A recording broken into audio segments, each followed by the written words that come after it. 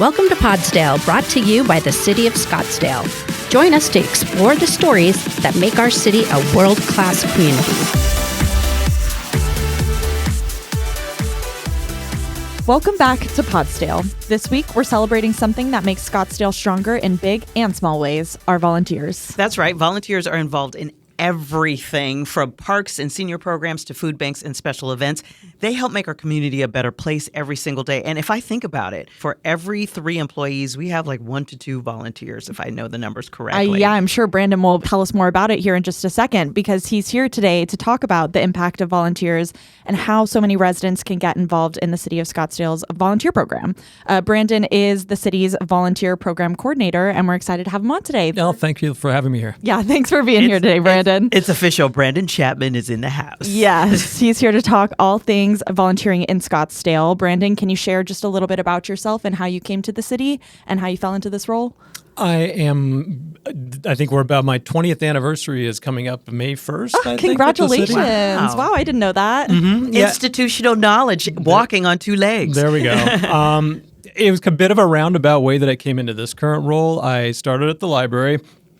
Just kind of an entry-level position as a library page and liked it. So just over all the years, stayed, moved. Eventually, I was the library's volunteer coordinator. And that's like the only real position we have in the city where that staff member who oversees volunteers solely oversees volunteers. Most everybody else has a job. And then, oh, by the way, you're also going to oversee our food bank volunteers or our senior center volunteers. So after coming out of COVID, I was kind of tabbed to fill in that role for the citywide position, and I thought, this is perfect. Yeah, this is a natural evolution for me. Nice. The library has that many volunteers. They need 1 person devoted to that. They do. Well, once upon a time, technically, we had more than one, and that changed over the years. But yeah, they have always been one of the strongest programs that we've had for volunteers right now, and hopefully we can talk a little bit about this as we get along, but it's also now become one of the really strong places for teen volunteers. Very cool. So what does National Volunteer Appreciation Week mean for Scottsdale and the volunteer program overall? I kind of jokingly say I hope that we're thanking our volunteers and telling them how much we appreciate them all the time, not just 1 week out of the year. But this is kind of a formal time to actually do something that's a little more structured. In terms of for citywide, what we'll do is we usually have the mayor will declare a proclamation declaring it that it's Volunteer Week in Scottsdale, and that's actually coming up April 14th. She'll be doing that at City Council meeting. In terms of what we actually do, the kind of goodies we have, the ways we thank them, it's a little more up to each decentralized each area to kind of do what they think is best. So Human Services does a nice big luncheon for all of their locations. Our Old Town ambassadors will do things. That tends to be a little different time of year. But so everybody's kind of doing it on their own, but the declaring the proclamation is kind of our big step to let the citizens know that, hey, yep, we've got these folks and they're a really important part of our city. And even in what you were just talking about, you mentioned so many different aspects of the city. You mentioned the Old Town ambassadors, you mentioned the library. Can you just talk a little bit about all the different places that people can volunteer in the city? It is a lot of areas. The Old Town ambassadors are one of probably the most visible locations because they're actually out on the streets. They are talking with visitors that come to town or, locals who are here. They're usually as it goes without saying, the Old Town area. They're on the streets. We have information kiosks, so they're helping people find fun things to do, making suggestions for museums to visit, restaurants to go to, things like that. So they're very visible. We have, when you think about it, you kind of referenced early on here the number that we have. The official number last fiscal year, 4,965, or is it 4,695? 695. And you kind of get the thought that, well, that's people all behind the scenes, like in the office right behind me doing like all this kind of work. So it really does vary. So we have folks like the ambassadors who are they're out on the streets. We have folks like that number includes our Adopt a Road program. So these are self-organizing groups that are getting together and they're cleaning up our roadways. We ask that they do that at least 3 trips throughout the year. They go out to their roadway that they have, usually either a mile or a 2-mile stretch. So again, they're kind of outside of our offices. We do have folks who are doing administrative work behind the scenes. The library has kind of a whole core of people that are doing things with the books that get donated to them. A lot of these are volunteer positions that we don't have staff doing the equivalent of. So if the volunteers go away, we either lose that service altogether or we would have to retask staff. So you have roughly 130 130 Old Town ambassadors. We don't really have 130 staff that can go stand around out on the streets in Scottsdale and help people out. And the same thing like with the library, we get a lot of books donated to us. And that's a revenue stream. People will donate the books that they have. Sometimes they're in outstanding shape. They're not just old junky things that have been sitting around in their garage. And most of those books will go for sale. They don't go back into the library collection, but they'll go for sale either in the little bookstores that we have in the libraries, or sometimes we'll have online sales, and then sometimes we're able to just offload them in bulk for a discounted price. But that's a lot of money. It winds up totaling something around $150,000 a year for the library. Wow. And processing all of that is just the volunteers. So they're the ones that have to sort through it, because some of the stuff is junky, like old yellow paperbacks from 40 years ago. That Yellow Pages is not donatable. Let's just put that down right there. But somebody needs to look through it and make a decision. And for this good stuff that we want to sell, price it. And then we do have a couple people whose specific job is to look up some of those really old classics and see, is this something special? We had one book that was valued at $1,500. It was a signed numbered John Steinbeck that got donated. Oh my God. I don't think they knew what it was. The first edition. Not an English major. Sounds like an accident. So that was the priciest book that I kind of saw under my watch. So that was outstanding. Yeah, so somebody's actually doing a little bit of research for it, too. So. Okay, speaking of that, that's pretty memorable. What are some of the other more memorable volunteer contributions you've seen recently? And, what are some powerful stories you can share about volunteering? Because I know for myself, being a volunteer, there is nothing like it. It will change your perspective on life. Mm-hmm. Well, what comes to mind most of all is we had one of our Pinnacle Peak volunteers was kind of at the trailhead. A staff member had been out, roaming on the trail, came back in, did not look good, wasn't feeling well. This volunteer quickly realized, I think this person's having a heart attack. Drove the staff member to the hospital. The person was having a heart attack. Oh, my goodness. Quickly took him back in for surgery right then and there. So the volunteer arguably saved that person's life. And, that person was volunteering at the park. It's like they were volunteering with a fire department. That's amazing. Yeah. And that gentleman, as well deserved, was actually nominated for we have a citywide volunteer impact award, which is a William P. Schrader volunteer impact award, which recognizes these kinds of outstanding contributions. It could be like a kind of a lifetime thing, or it could be something unique that happens that one year. He was nominated. His name's Henry Crowder. So he's one of our Pinnacle Peak volunteers. And Henry will actually be receiving the proclamation from the mayor for the April 14th city council meeting that's coming up. Oh, thank you, Henry. Yes, we thank you, appreciate Henry. you. That's a powerful story right there in and of itself. Yes. How does volunteering, do you think, impact the volunteers themselves? Obviously, there's a lot of different opportunities for volunteers within the city in terms of community connection, skill building, personal fulfillment. How do you see that impacting them? It's as unique as the person themselves. What we're kind of seeing in volunteer world in general, not just with the city of Scottsdale, but in any place that really utilizes volunteers a lot, is those days where somebody will say, I'm retired, I'm bored, I need something to do to get out of the house, and just wants to go somewhere where they kind of spend some time and then they're done after 2 hours. People have a lot more choices now, so organizations really need to find a way that is either, one, the volunteers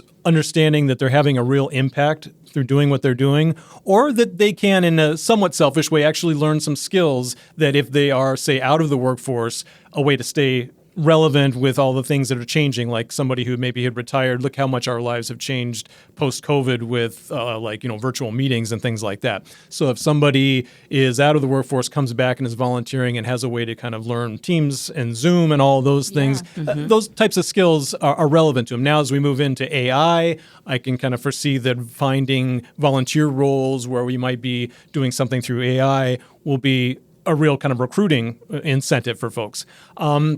But there is still a lot of that, just making human connections. That's the kind of one thing we've seen here in our community in Scottsdale is we do really well in a lot of these different metrics for people's health. We have these beautiful green spaces to go out and exercise. We have, really nice city facilities. Our parks are beautiful. But the one area I think that we've seen where we're a little bit lacking is senior isolation.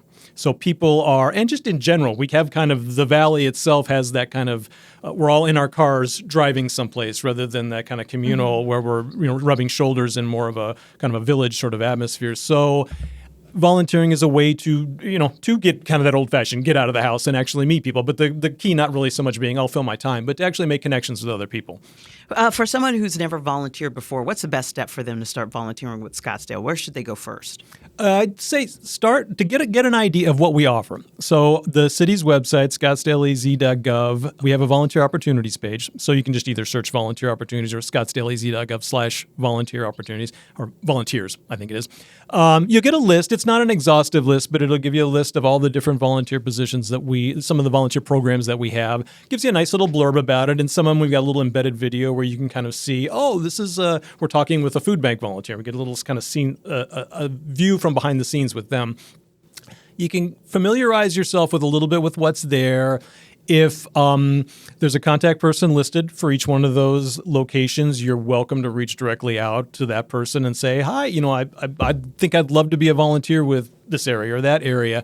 Another great way is my information's on the page. If you scroll all the way down, they could just reach out to me. I'm a good starting point. That's kind of the other part of my job so I'm sort of like HR for the volunteers in a sense. I work more with our staff these days than I do with individual volunteers. So when we talk about 4,700 volunteers, they're not all knocking on my door saying, what do I do next? It's me mostly working with the staff and making sure we're doing all the processes and procedures that we need to do. But I'm also kind of the public face of the program. So I'm not a bad place to start with. And what we'll typically do is I'd say this to everybody. I say it starts with a conversation. We don't really just say, oh, you want to volunteer? Perfect. Let's get you through all of our onboarding and then we'll get you started. That's kind of a good recipe for people leaving volunteering. We want to start with a conversation and find out something that's going to be a good fit for you, something you're going to want to do, something that you have the availability for. And, we do a little bit like we do with hiring. Is it a good kind of culture fit? Is it the right person for the staff that we have around? So we start with the conversation, find out if it's something you're going to want to do so you can get a kind of a more realistic sense of what it might be. And then if it's a good fit, we bring you on board and then it's official. I kind of can be that mid-step where you talk with me a little bit about what you're interested in, and then I can kind of give you some suggestions and play middleman and connect you up then with, what you're saying sounds like you'd really love something that's out in the public and really forward-facing. Why don't we go talk about this or talk about that type of thing? Or again, same thing if somebody wants to be behind the scenes and, I just want to go put me in a room and let me file. So things like that. So we have a space for you no matter who you are. Yes. Yeah. So if you start with me, I'm going to kind of play middleman, and then I'm going to eventually hand you off to whoever a person is that oversees the volunteers specifically for the area we think might be a good fit for you. That's really cool. I didn't realize that there was so much personalization to it. You could go in and really talk with you and figure out what actually is the best fit for you. I know you mentioned earlier good volunteer opportunities for teens. Are there any opportunities that are particularly great for families, teens, or retirees? Well, to tackle the teens first, because this is sort of a growing area where we see young people getting asked by whether it's kind of the traditional things like National Honor Society or it's the schools, kind of asked to do college applications. Yep. Exactly. To do more community to have a larger community service aspect to their education. So teens are reaching out, a lot of times the parents of the teens, if they're the younger teens, reaching out saying, what do you have, for us? And I mentioned the library. This is my shameless plug for the library. Like I said, I keep coming back to it because it's kind of my original home. But the library has a thriving teen volunteer program. And they actually have kind of a couple different, they have a school year program that runs, as the name suggests, through the school year and then kind of goes on hiatus for the summer. Then they sort of do a second version of volunteering that's just during the summer. And they help with the library's summer reading program and a few other small things. They have a reading buddies program where the teens will read with get paired up with younger kids. So right now, a couple hundred every summer, just summer alone, they're going to see something like a couple hundred applicants just to be teen volunteers. And that's going to run from June 1st to July 31st. So kind of a short window, but a ton of people. Wow. So that's the one area where you're going to be, if you're a young person, you're with other young people. So you get to have fun a little bit. You get to meet other people. And it's, different schools. So you kind of branch out a little bit. It's going to be a good fit for you kind of depending on where you are in the city because we have 4 library locations. And then the really important thing, though, is that it's the youth services staff. So they are people who know how to kind of work with young people. They get teens in a lot of our areas in there. We have a dedicated teen space, so it's not like, the teens are being teens and then everybody's like giving them dirty looks like, shh, this is the library. What are you doing? They get to kind of just be themselves. So that's always kind of my go-to place for people. Parks and Recreation also has explored a summer teen program where we'll have teens come in and help with like our summer camps. That's a little bit more geared toward, and I think this is a really fascinating kind of idea. I give my credit to Paul Germanaro in Parks and Recreation that they designed that a little more towards being perhaps an on-ramp towards eventually employment with the city. Some of those entry-level positions where young people will come on, and they treat it a little bit differently where they expect, it's actually kind of cool, they actually ask the young person to be the one that reaches out because, mom and dad are typically like, what do you have for my teenage son? It's like, well, we have a great program, but the teen needs to ask us. Yeah. So it's kind of getting them used to the idea of looking for work, and they're going to kind of make it a little more formal like a job interview. So get them a little bit of sense of what if they were like to interview to be a lifeguard or what have you, a Parks and Rec position, what's it kind of like to sit there in front of an interview panel and be asked questions and have to represent yourself well. So it's a little bit kind of more robust in terms of kind of asking for you to step up your responsibility a bit. That's a community service. Is there something that families can do together? That's a little trickier one. Our minimum age for volunteering is 14. So, and we do get people who are interested with the younger folks. It makes it a little hard. Kind of same thing. We have an onboarding process, so it's not real simple to kind of just say, hey, show up and we'll kind of do something. We're organized. Yeah. What works kind of well, again, it's not a perfect fit, but like the special events that we put on through the city throughout the year are something we're almost always looking for some help with. And that's something you can be like a one-time thing. And we don't really need to put you through a whole rigmarole of all of our kind of formalized processes to get you on board to help for just a one-time opportunity or to a kind of an episodic opportunity where you might help at this event and then maybe a couple months later you help with another one. That's a little easier kind of lift for people to do. But again, we do have the age restriction, so it's not perfect. Good to know. You mentioned the age restriction. Is there anything else people need to keep in mind before they reach out to you for volunteering? Not really, no. We're kind of, like I said, we kind of take everybody at just at face value. Sure. Come in and we'll have a conversation. And if there's something you're sort of looking for that we can't provide, I always say, look, I don't mind losing a prospective volunteer to another organization. So if there's something that we can't really provide that you're looking for, if I know something, I'll, gladly reach out to another organization for you, or if it's something that we do also, but just, hey, we're full up, which is a luxury that we have, is we're one of those few places out there where we tend to get more applicants than we have positions for. I mean, in a lot of organizations, that's an absolute dream scenario. I was going to say, that's awesome. Yeah, they're constantly recruiting. So kind of same thing. We'll kind of see if, we'll like take everybody, as they come in, have a conversation and see like, okay, well, maybe what we have isn't the best fit for that, but here's another place that would. Has the program grown or changed since the pandemic? Because I know that after the pandemic, our behaviors just didn't return to the way they were before. That fundamentally changed how we act as a society. So in March of 2020, we basically suspended the volunteer program and we sent all of our volunteers home.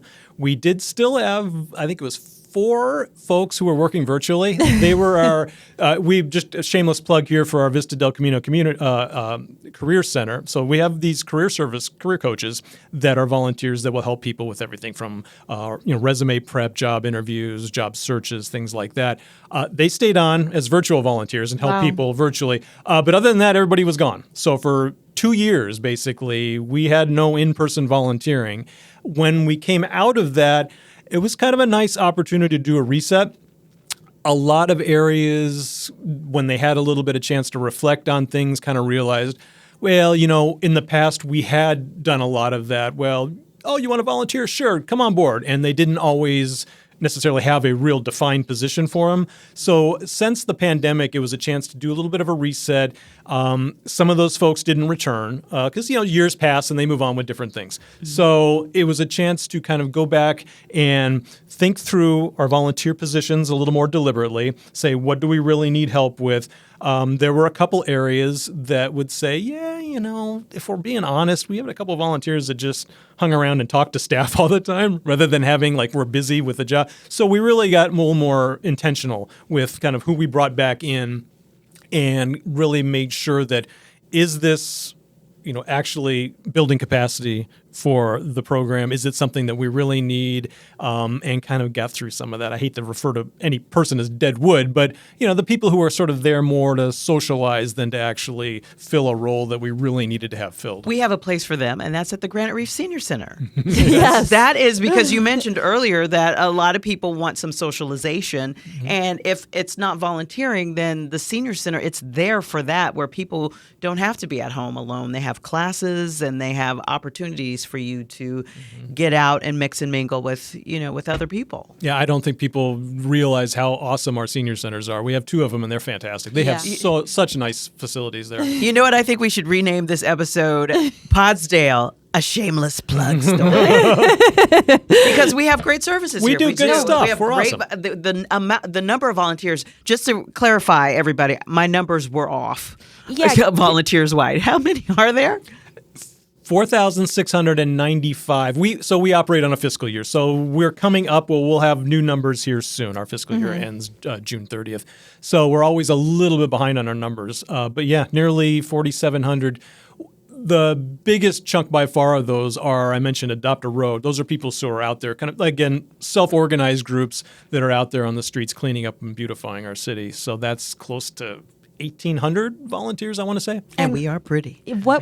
I've seen the statistic somewhere, but it's like the monies that the volunteers create through their work. What does that compare? Yeah, so those 4,700-ish volunteers contributed about 122,000 hours, if I'm remembering that number right, and that's about $4.3 million, a little over that. Insane. Mm-hmm. Insane. What an impact. Well, are there any upcoming volunteer events or initiatives that folks should know about if they want to help make that impact on the house the city runs and all our events and how pretty our streets are and all our parks and everything? We're actually, so our timing's not great because the summer is when we're a little quieter. Sure. A lot of those, we spoke about the ambassadors already. The ambassadors aren't out on the streets when it's 120 degrees out there. So some of these programs go on hiatus during the hotter parts of the year. McCormick Stillman Railroad Park has some volunteers that are out there to help people greet them, be wayfinders. Same thing. They're going to go away for the summer and come back in September or maybe even a little bit later, more like October, given the way our weather works. And I mentioned the city events, same kind of thing. The events tend to quiet down a little bit. So we're really busy from, early October through the end of April. And we do have a lot of winter residents who volunteer with us. So that's certainly an option for you. You don't have to live here year-round to volunteer with us. So we see a lot of people that are every year, they come right back to their volunteer job in late October, early November, and they're with us through April. And then it's like, see ya, I'm back to Minnesota. I'm back to Montana, what have you, and they go their ways. If you're going to Minnesota, bring us one of those lakes full of water. Brandon, what's your vision for the volunteer program in the coming year? Well, we had recently, I mentioned, we've always been a little bit decentralized. We've kind of trusted all these different areas to oversee their volunteers, whatever kind of works best for them, because they are very different programs. The way we do things with, say, the volunteers at Pinnacle Peak Park is really a very different kind of way to operate from, say, our food bank. So, but what we have done recently, and a lot of those areas, we're collecting stats and things like that, but everybody's kind of doing it on their own. And now we have a volunteer management software enterprise that we can kind of pull everybody under the same umbrella.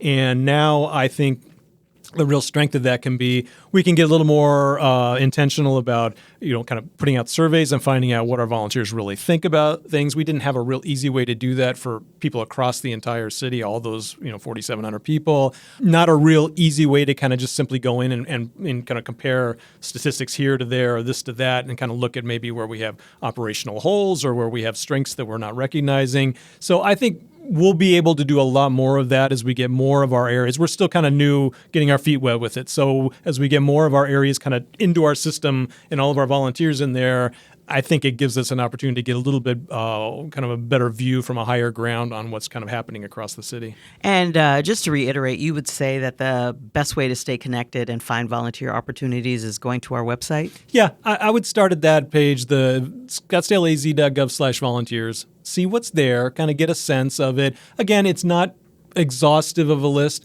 Feel free to reach out to the contact person listed or to reach out to me. And one thing I always kind of tell folks is, and I'll give you the caveat, is that I don't get to tell these areas, like I don't get to go to Parks and Recreation and say, hey, Parks and Recreation, you're going to have a new volunteer who's going to do this job. So, but I do like to advocate for expanding our offerings for, especially if it's skilled volunteers who come to us, somebody who maybe has some really amazing background and has some really unique skills that we're not really using even with staff maybe. So this is an opportunity to build capacity in some area. So if I see that and I can, reach out and advocate with, say, hey, police department, I know you guys don't really do this with your volunteers, but we've got this really interesting person that came on and they've got this whole background in it. I mean, it could be anything, search engine optimization or you name it, and say, what do you think? So I'm happy to kind of meet with people where they're at and what their background is and try to maybe create new stuff. I would love for us to have this massive smorgasbord of volunteer opportunities to offer and say, oh, would you like this? Do you like that? You like this? You want to be behind the scenes? Here's like 12 opportunities. You want to be in front of the scenes? Here's 12 opportunities. But again, like I said, I'm not the boss of those people, so I don't get to go in there and wag my finger and say, you're now going to have a volunteer who does search engine optimization or something like that. Well, he is the volunteer program coordinator for the city of Scottsdale, and that he is Brandon Chapman. So great to have you on the show. And his excitement is like contagious. Yes, it is. That's the word I was looking for. Thanks, Brandon, for coming on today. We appreciate you. Thank you very much. That's all for this episode of Podsdale. If you enjoyed listening, be sure to subscribe. You can find us on YouTube or in your favorite podcast app. Share episode ideas and provide your feedback by emailing communications@scottsdaleaz.gov. Thanks for listening.